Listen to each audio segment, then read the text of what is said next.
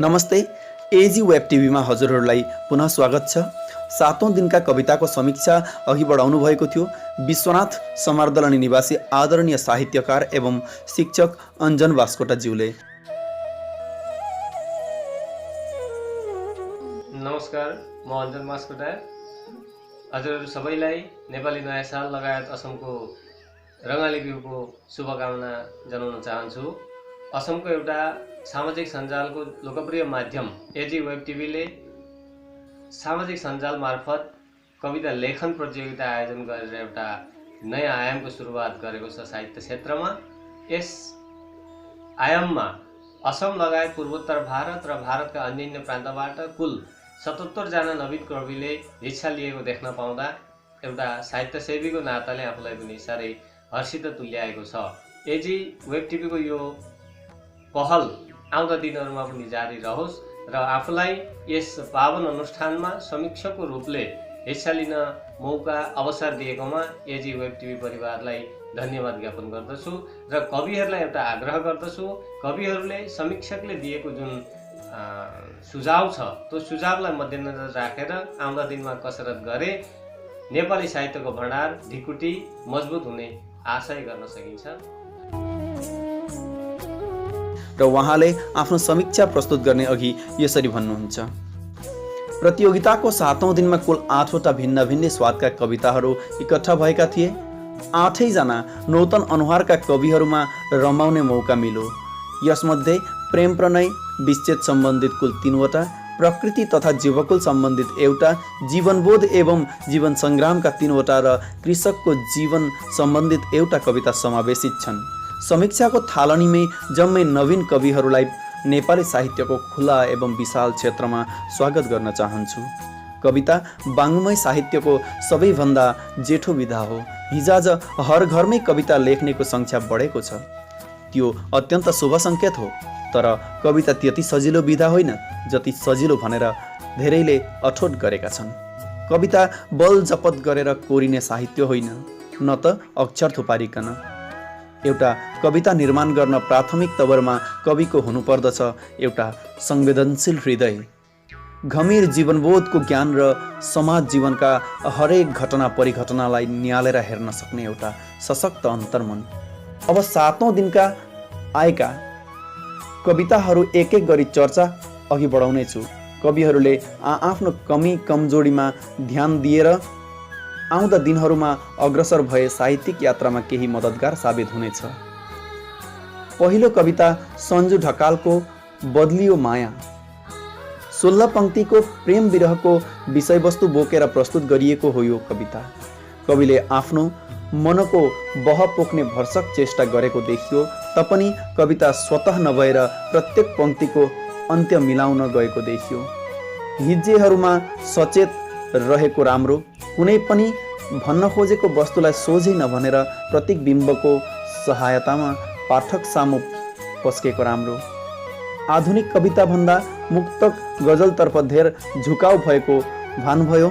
कवितामा शब्दको पुनरावृत्ति अथवा पुनरागमन एउटा वियोगात्मक पाटो हो। कविले आधुनिक कविता खोजी गरेर अध्ययन गरेमा भविष्य राम्रो हुनेछ।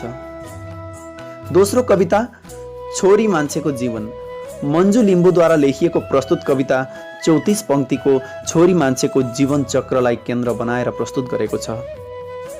कविताको भाव सुन्दर छ, बिम्ब पनि राम्रो छ, तर रचनामा काँचोपन देखिएको छ। कविता लयमान नभएर जबरजस्ती भनिएको झैँ छ। छोरी मान्छेलाई आफ्नो घर परिवारले सदैव संस्कार संस्कृतिको परिमार्जना भित्रै राख्ने गर्दछन्। त्यसको सट्टा छोरालाई पनि उत्तिकै अर्ती र संस्कार राम्रो समाजले दिनुपर्छ, हाम्रो समाजले दिनुपर्छ। अगर यस्तो हो भने निर्भया जस्ता घृणनीय काण्ड हाम्रो समाजमा हुने थिएनन् भन्ने कवियत्रीको आशय रहेको छ।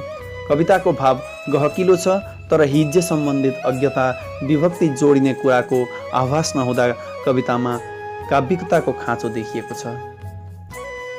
पवन नेउपाने उपाध्यायको 18 लाइनको प्रेमी नामक कविताको विषयवस्तु प्रणय विच्छेदको गाथामा रोमलिएको छ। प्रेमी कविता कविताभन्दा कथातिर धेरै झुकाउ भएको भान हुन्छ। हिज्जे सम्बन्धित सचेतनताको अभाव देखिन्छ। स्वगतोक्ति भए तापनि बिम्ब प्रतीकको सहायतामा काव्यिकताको घुम्टो ओढाउन पाएको भए कविता राम्रो हुने थियो। शुभाशिष छ उहाँलाई। यसपछि सागर घिम्रेको तिमी नआएरै होला 15 पंक्तिको प्रेम प्रत्याशाको विषयमा केन्द्रीभूत छ यो कविता। कविताको शीर्षकमै हिज्जे भुल रहेको देखियो। तिमी भनेको सागर या माछो हो, यहाँ तिमी नभएर त्यो ममा दीर्घई हुनुपर्ने थियो। कवितामा बिम्बलाई प्रवेश एवं भित्र्याउने कोसिस गरेको देखियो। आकाश नोइलाएर कालो अथवा निस्तेज हुँदा राम्रो हुन्छ, किनभने आकाश ओइलाउने शब्द यहाँ राम्रो भएको छैन। पुनः लाली गुराँस हाम्रो जनजीवनमा प्रकाश, शौर्य र आशाको प्रतीक हो। विशेषणीय विशेषणको सहायतामा लाली गुराँसको अवगुण केही छ भने अथवा दुर्दशा देखाए तापनि लाली गुराँसलाई ओइलाए झैँ भनेर सोझै भन्न मिल्दैन होला। कविले कविता लेख्नुभन्दा पहिले कविता अध्ययन गरे आउँदा दिनमा राम्रा कविताको आशा गर्न सकिन्छ। 5औं कविताको शीर्षक छ चरी। 20 ताँतीमा लेखिएको चरी एउटा धेरै बिम्बयुक्त कविता हो। कवितामा असमिया शब्दको प्रवेश देखियो। हिज्जेमा उही पूर्वका कविताको झैँ कमी कमजोरी देखियो तपनि आशय राम्रो छ। एउटा चरीको जन्म उसको उमङ्गपूर्ण जीवनमा तथाकथित आधुनिक भनौँदा मान्छेको अनधिकार प्रवेशले रोकथाम ल्याएको गुनासो पोखिएको छ। कविले राम्रोसित कविता लेख्ने कोसिस गरेमा आउँदा दिनमा राम्रा कविता जन्मिनेछन् भन्न मिल्दछ। सुपर्ण दाहालको 20 पंक्तिको रोकिदेऊ न बालश्रम एउटा बालश्रमको विश्वजनीन विषयलाई समेटेर लेखेको धेरै सुन्दर बिम्ब र प्रतीकयुक्त कविता हो।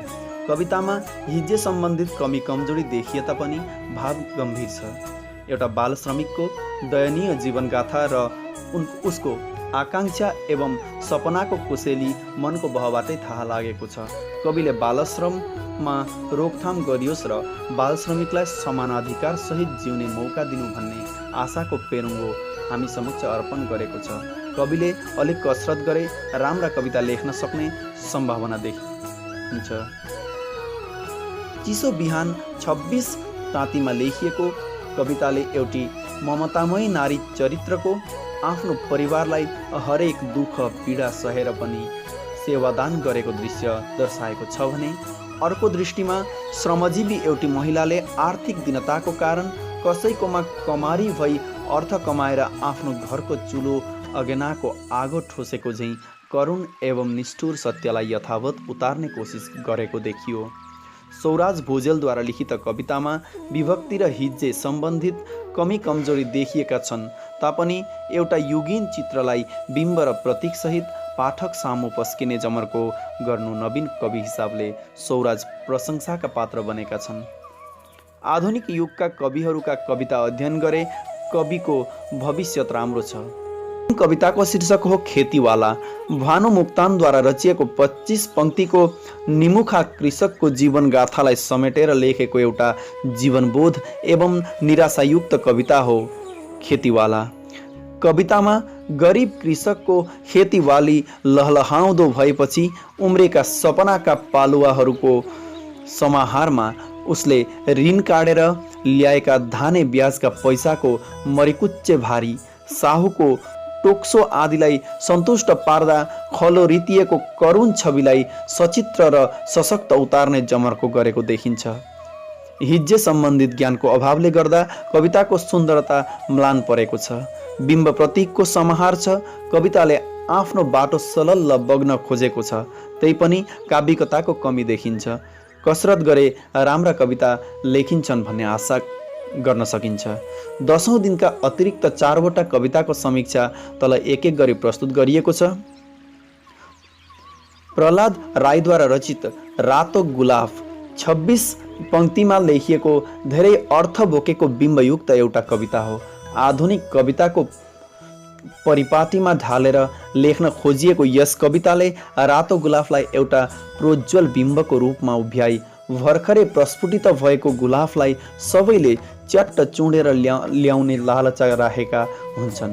तसर्थ कविले गुलाफलाई सचेत गराउँदै आरोपीहरू अर्थात् वरिपरिका स्वार्थी र दानवी समाजबारे अगाह गराएका छन्। गुलाफलाई प्रतीकको रूपमा राखेर हाम्रा दिदी बहिनी तरुणी अथवा युवतीहरूलाई सजग र सतर्क पारेको हो पनि भन्न मिल्दछ। कविता लयमान छ। ठुलोले सानालाई अर्ती दिएको ढाँचामा लेखिएको प्रस्तुत कविता भाषिक र काव्यिक दृष्टिले सुन्दर छ र सुन्दर भन्नु नै पर्दछ। विजय मैनालीद्वारा लिखित म त लाटो बनिदिन्छु एउटा 32 पंक्ति गजल पाराले लेखिएको हालको समाज जीवनलाई यथार्थ रूपमा उतार्ने कोसिस गरेको देखियो।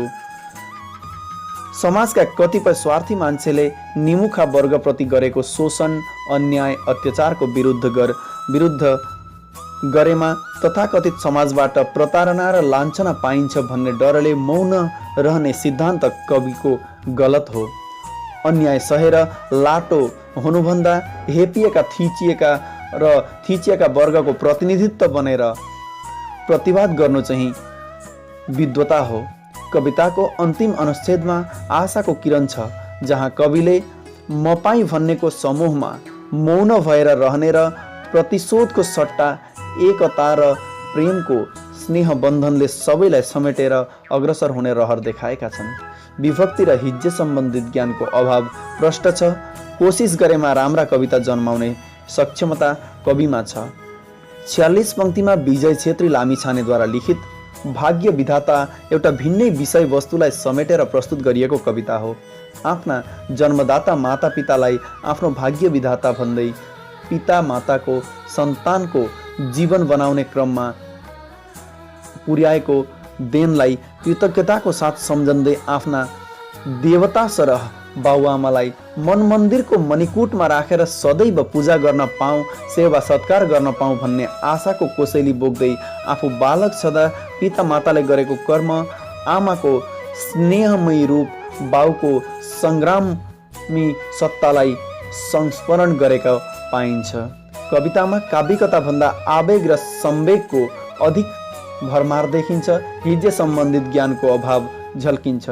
कोसिस गरिरहे राम्रा कविता भविष्यमा अवश्य जन्मिनेछन् छेत्रीको कलमबाट।